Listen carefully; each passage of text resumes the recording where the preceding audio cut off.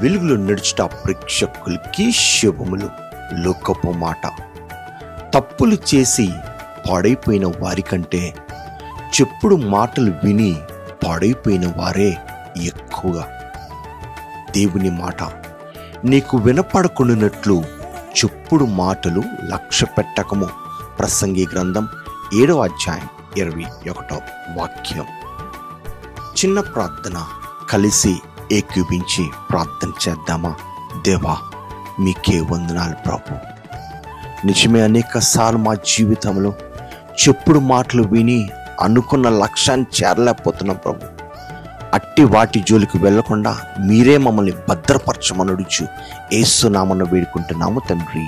ఆమేన్. దేవుని యొక్క ప్రేమ, సమాధానం మీకు తోడైండును గాక. షలోమ్.